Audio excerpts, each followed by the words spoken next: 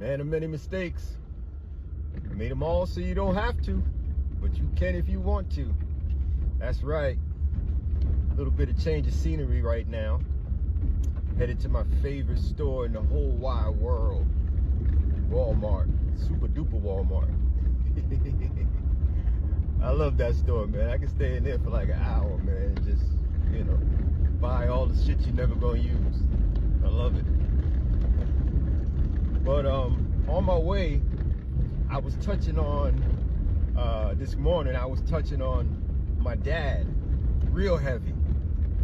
It was crazy because yesterday I was sitting down and I was doing some reading and stuff, and out of nowhere, I look out the peripheral and I see this hummingbird, and it's like hovering right next to me.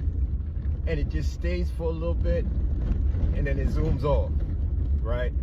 But it's almost like it just gave me a blast of love, you know what I mean? And I felt something come through me and it was just crazy.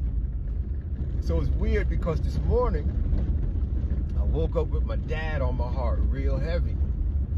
And for those of you that don't know, I lost my dad about 6 years ago now. Almost 7 years ago, I lost my dad. And I was raised by my dad. So a big part of my spiel here is, man, I know what it is to have a father. I know what it is to really be inside of a home during my childhood with two parents, and it was decent. I mean, it was messed up at times, but it was decent for the most part. So I wanted to share with you guys something my dad used to check me on a lot. And for some reason, I just got to get it off. You know what I'm saying? Pause. As I was growing up, I guess I was one of the rebellious types, I was the free thinker. I was the, the flower baby, the flower child, just real liberal.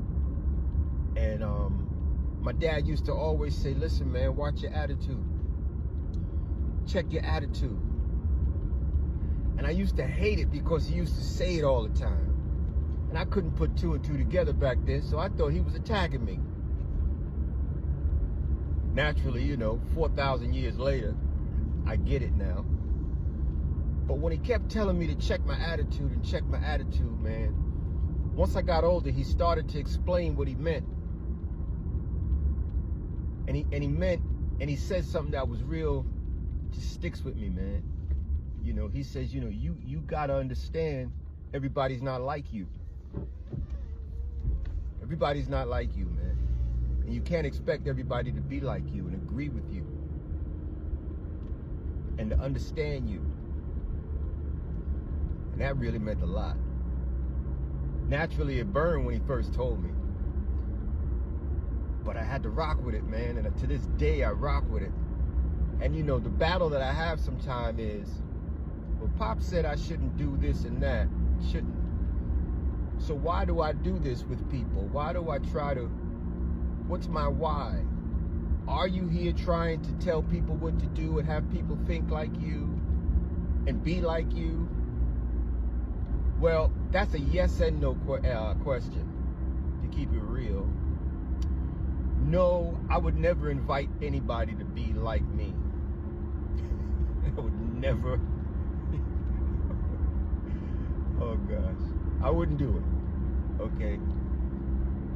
But what I would suggest is, the thing that you should take from me and others is that since it's so hard to do it by yourself and you make so many mistakes, that you need help.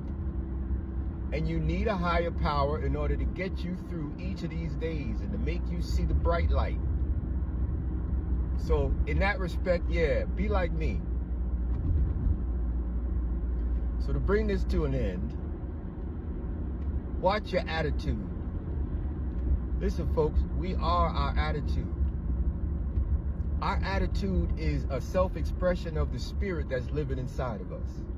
It really is. Now, I don't have to say it, but whoever's watching this, I'm sure there's some real bad days and there's some pretty good days. But what attitude are you carrying with you that you may not even see? You know, recognize, just really be conscious of your attitude, your response to things. You know, your way of conflict solution, your way of relating to people. What's your attitude say about you? It's a little question, but it's a big thought. And for those of you that really want to take it to the next level, when you catch yourself in a weird attitude or in a just negative attitude, it's always okay to snap out of it because you've realized it. That's called awareness. You've realized it and you can check it before it starts to process with the evil. Get it up out of there quick. Get it up out of there quick. And it ain't paying you no rent either, so you can't let them live up there for free and just take up space. Come on now. Attitude. Right now is very early on a Sunday morning. I leave the house once, maybe twice a week. This is one of the days I leave, go get some supplies, head back into the bush, and try to be the best man I could be out in the bush and do my service. In the meantime, anytime I run across another person or another being, whether it be animals, whether it be people, I have to watch my attitude. I really do. Because I can say the smallest molecule of something that would affect somebody in a negative way.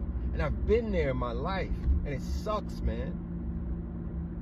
But if I go into things with a good attitude, and how do I do that? I think twice and then act once. Let me think about it twice. Let me not just act off impulse. Let me think about it. Okay, did that make sense? And then 5 minutes later, think about it again. All right, now here's my conclusion. No, I'm not going to do it. Yeah, I'm going to do it. But if I go off that impulse, man, that could set me back years.